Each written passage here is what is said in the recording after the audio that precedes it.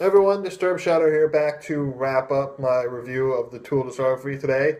We're going to be reviewing their fourth album, their most recently released album, which was released back in 2006, entitled 10,000 Days, which will be my last review in this discography until Tool puts out their fifth album, which is hopefully going to be this year, but there's a high chance that it may not even be this year. But right now, I'm hopeful that'll be this year. But for right now, let's just jump in and talk about 10,000 Days, which is their latest album as of today.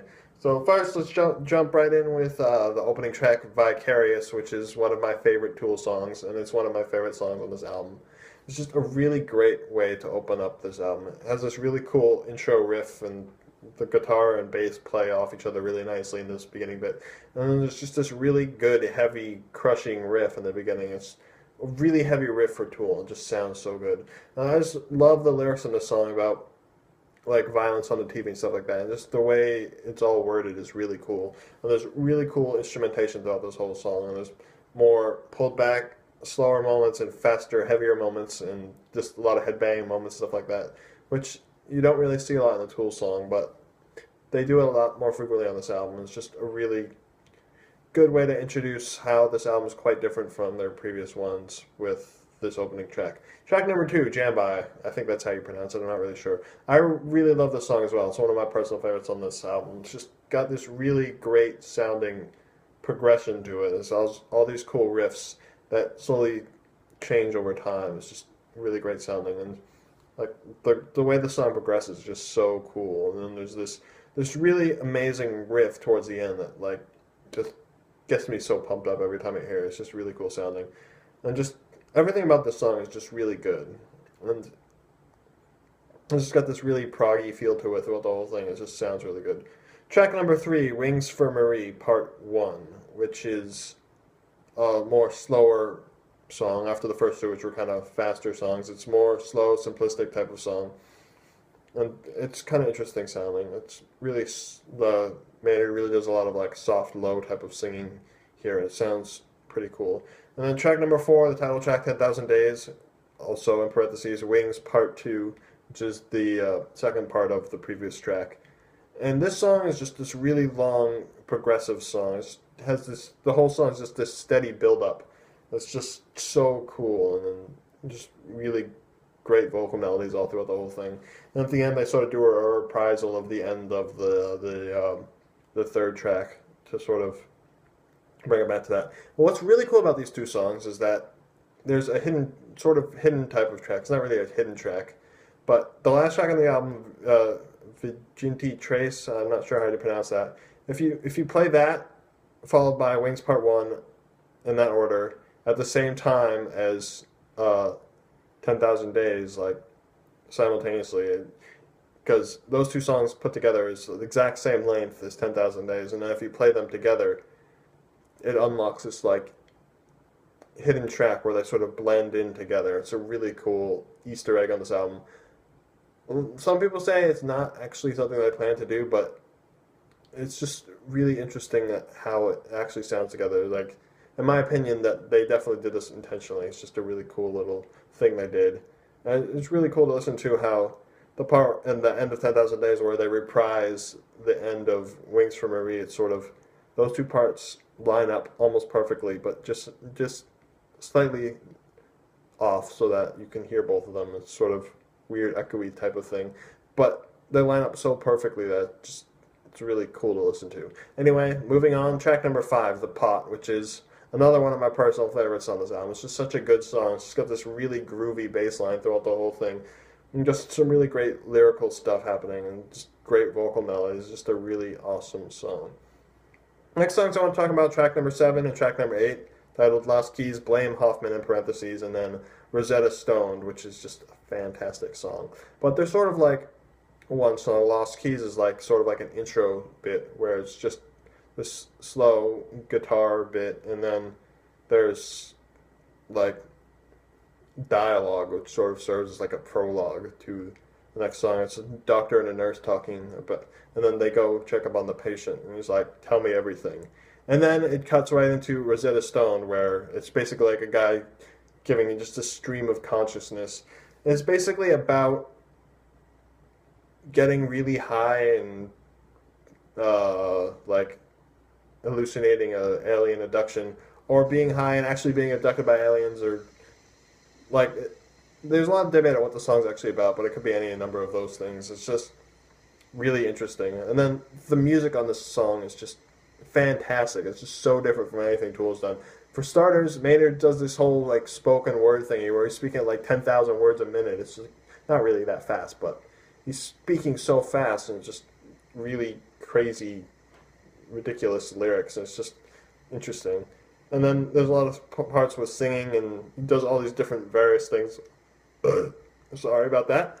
Different things on the vocals, and then it just comes together really nicely. And then on the instrumental side of things, there's so much cool technical stuff. Danny Carey's drumming is fantastic on this song. He does all this crazy, insane technical stuff throughout the whole song.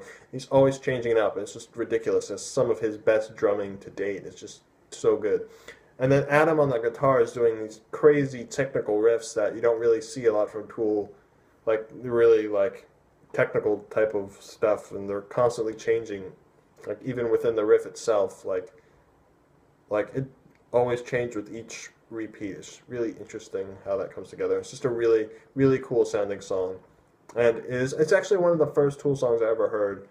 Whereas a friend of mine had recommended me to check this song out. I hadn't really listened to Tool before then. And I just fell in love with this song, and that's when I really started checking out a lot of the other stuff. It's just a really cool song.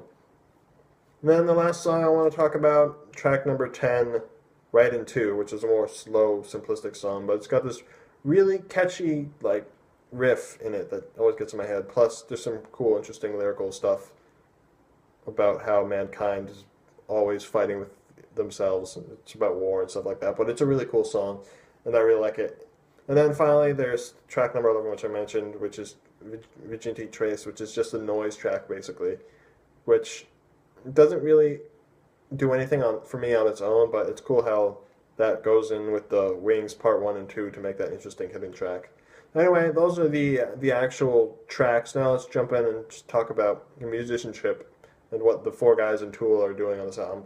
For starters, let's talk about Maynard on vocals. He's got so many great vocal performances on this song. On this album. He's doing so many different types of singing. Like there's a soft, slower, really hushed almost singing on the Wings for Marie, or he's doing more melodic stuff like on Jambi, or like the crazy variety of all the different stuff he does on his voice on Rosetta Stoned.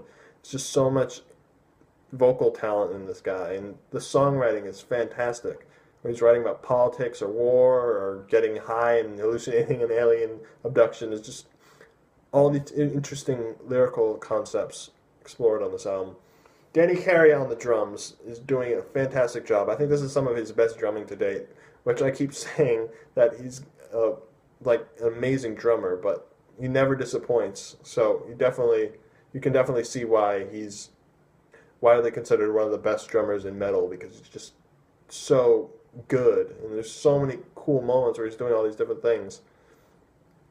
Justin Chancellor on the bass is doing another fantastic job, and there's so many more moments where the bass sort of takes the forefront, like on Jambi or Vicarious or The Pot, where like the bass really stands out more than the guitars in some points. And it's always turned up nice and loud so you can always hear it, which I always love to hear. And his bass is just so loud that it's just so heavy sounding too. It's just so good. And it blends so nicely with the guitars and really thickens up them in the mix. So it sounds really good. And finally, Adam on guitar. There's so much good guitar playing on this whole album, and there's a lot more really technical moments than you would see on some of their previous albums, where he's doing a lot of really technical playing, like on Jambi and Rosetta Stone, where he's doing these really technical riffs that are constantly changing. It's just really cool sounding. So that wraps up my thoughts on this album. So overall, we'll talk about the discography a bit, since sort of concluding it for now. But it's really interesting to see how Tool progressed over the 4 albums, which have been pretty spaced out between releases.